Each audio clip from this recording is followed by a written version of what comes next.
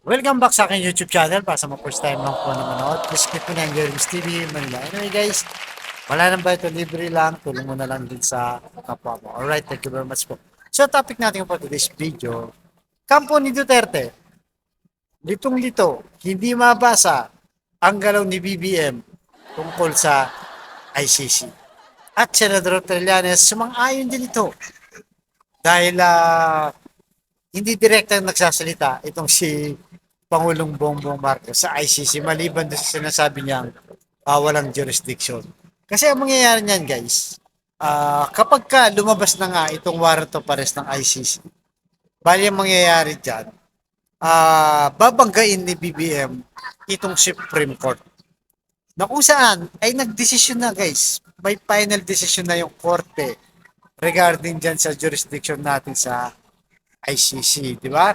Ang sabi ng Supreme Court, nung member pa tayo, ay kailangan maki-cooperate ang gobyerno dahil sakop pa tayo ng ICC. So, malamang, pagka nilabas na itong warrant of arrest ng ICC, ay may implement na talaga ni BBM. Kung maalala nyo, di ba guys, nung last year na, mga December, di ba, nakapasok na ang ICC. Pinapasok ni BBM dahil lang sabi niya, mga turista lang sila dito, papasok sila. Kaya nga nagkagulo nun, di ba? Naalala niyo itong si Roque, di ba? Ang sabi niya, pumapasok na yung puti dito. Kumpirmado, ang sabi niya, sa aking mga kasamahan. Di ba? Sabi niya, meron akong informante sa mga dati kong kasamahan sa ICC, sabi niya, di ba? Kasi isa silang human advocate, di ba, sa human rights dati, kasama itong si Roque. Tapos tumiwalag lang nung kinuha siya ni Duterte. Kaya ang sabi ni Roque, di ba, hindi kailangan namin ng black and white, di ba, na pipirma yung DOJ, pipirma yung PNP, at kung ano-ano pa mga law enforcement na opisyal ng gobyerno para masiguro na hindi talaga ibibigay itong si Duterte sa ICC. 'Di ba? Hanggang ngayon, gumawa pa si BBM, hindi guys, hindi siya gumawa ng affidavit o nung ano man na sinasabi nila doon. Kaya nga kaya nga yun ang inaabangan natin ngayon, 'di ba? Kung talagang i-implement ba, pero walang magagawa itong si BBM pagka na-implement na to. Itong warrant of arrest na to. Kaya nga, 'di ba, talagang kinakabahan na ngayon, guys. Yung ano kasi malapit na nga, 'di ba? Sa June, malamang sa alamang ay lalabas na yung ICC. Kaya nga di natin maintindihan dito sa DOJ, 'di ba? Kung bakit, 'di ba? Ang DOJ ay hinaharang pa 'to. Kaya nga naiinis din yung mga BBM vloggers. Na kung saan alam naman natin, 'di ba? Ang pamilya Duterte ang gumugulo sa administrasyon ni Bongbong Marcos. Kaya kung minsan pag yung kanyang mga desisyon, kagaya yung pagtatanggol kay Sara, 'di ba? Na hindi tatanggalin sa DepEd, yung posisyon niya sa West Philippine Sea, hindi naman daw siya talagang foreign architect na ba ng ating policy do. So nalilito rin, 'di ba? Yung mga BBM vloggers. Kaya talagang hindi mo rin talaga mabasa, guys. Pero si Trillanes, ang sabi niya, eh, ganun talaga.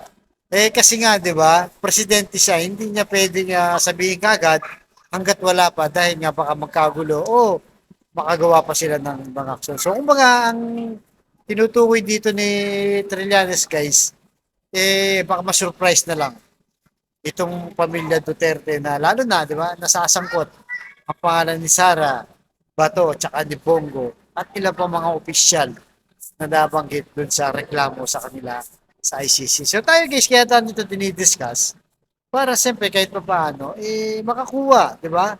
Makakuha ng ustisya yung mga taong namatay doon na inosente, na hindi dumaan sa due process, di ba? So dahil siyempre kapwa Pilipino natin yan, dapat magkaroon sila ng ustisya sa war on drugs na dito ni Duterte na sinasabi, di ba? Na libo-libong namatay nang walang due process at talaga namang totoo, natokhang, kinakatok at yun, niraharap-harap, di ba? So, So yun ang aabangan natin ngayon guys, dahil nga mainit na pinag-uusapan to. So narito guys, panoorin muna natin yung interview nitong si Senator Trillanes kaya Christian sa Packers na kanyang vlog. Right? Pasok, Senator Trillanes. Tignan mo nga yung track record ni President Marcos before he became president. Wala ka maririnig na sinabi niyang negative publicly against anyone. Nung binabanatan siya ni Cayetano doon sa debate noong 2016, not a word eh. Before, after, and during, hindi. Meron siyang message discipline eh. Meron siyang message discipline. Ngayon kung sasabihin natin hindi maganda strategy yan but let's remember, because of this style niya, he's no president. It may have been a very long game o baka sinuwerte siya, but at the end of the day, yung strategy niya ng ganyan na walang masamang tinapay got him to the presidency. So who's to Ayan, pwede rin yan, di ba? Ang dami po kasi posibilidad eh.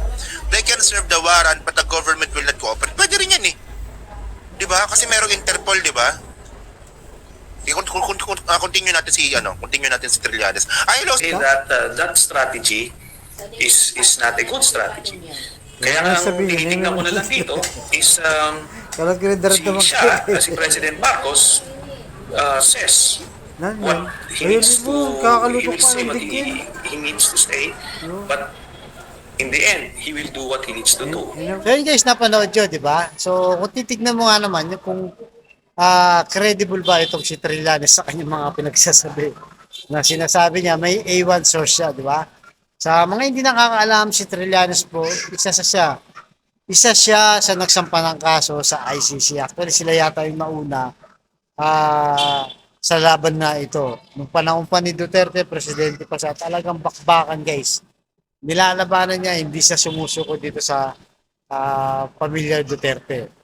Kaya yan ang abangan ng ating vlog guys, sa taong bayan, kung ano ba talagang gagawin ni BBM pag lumabas yung arrest warrant ni Duterte mula sa ICC. Kaya pinaabangan ngayon guys, talagang abang-abang tayo ngayon at malaman natin kung ano talagang mangyayari dito kila Digong, Sara Bato at Bongo. Talagang sabit nga ba talaga sila? Dahil nga nababanggit sila sa affidavit ng mga biktima ng war on drugs ni Digong. So okay guys, anong masasabi niyo kay BBM? Litong-lito na rin ba kayo sa kanyang galaw sa ICC at lalo na sa pamilya Duterte at kay Sara na kung minsan pinagtatanggol siya sa kabila ng mga pag-iinsulto sa kanyang pamilya. So mabait nga lang ba itong si BBM o strategy lang ito para magkabulagaan na lang pagdating ng warrant of arrest. Alright guys, malaya po kayong mag-comment sa aking vlog. Thank you very much po. Hanggang dito na lamang. Ma-analyze na iba yung saloobin, no? Or at least let us hope so. Okay, ang anong effect nun kina Duterte, kina Sara, it confuses them eh. Di ba? Kasi if you wear your heart on your sleeve, more or less mapipredict nila, mababasa ka na eh. For this approach, hindi ganon. Hindi nila mabasa. Nako-confuse sila. Ang masasabi ko dyan, si President Marcos will say what he needs to say, but he will do what he needs to do. Correct. Okay? Kasi sa mga ganyang level, sa level ng presidente or ng administrasyon, there are things that they cannot say. No? Kaya i-speculate mo lang, ano ba yung nangyari talaga sa likod nito? Ano, di ba? Itong na ba to? Is this it? Or meron pang mga kolatilya yan dyan sa baba, no? Si President Aquino, naobserbahan ko closely. Very candid na tao yan. But tulad ng ginawa niya kay Kibuloy. Hindi lang kay Kibuloy. Kay Mamba ba, naniniwala ba kayo?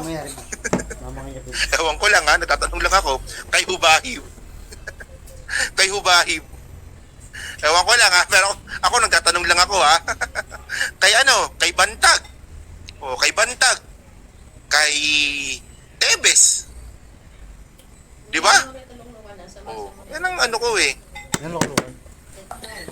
Pagka humaharap siya sa publiko, ano pa rin siya, maraming filters. Kasi nga, ano yan eh, maraming komplikasyon. Pagka naging, ano ka, candid, yung candor mo may complicate matters further, no? Intindihin natin, meron silang minamanage na audience. Minamanage nila itong kanilang base, di ba? Ano ang magiging reaction, di ba? So, kailangan natin bigyan ng ganong espasyo. But it doesn't mean na yun naman talaga. Okay? So, we will have to wait and see pagdating ng warrant kung ano talaga yung gagawin. Okay? So, yun lang ang nasasabi natin doon. Ayan, di ba? So, pagdating ng waran, ibang usapan na yon. Kasi pag dumating po yung waran, dito na po papasok yung desisyon ng Supreme Court. Ayan o, nakalagay sa Supreme Court mismo na decision yan na mayroong jurisdiction. At ako naniniwala ako na alam ni PBBM ito at alam din ito ni Duterte. So, hindi pwedeng pakialaman, di ba? Hindi pwedeng pakialaman ni PBBM yung hatol po ng Supreme Court. Ayan o. Lino-lino na sinabi ng Supreme Court, no, nakdot.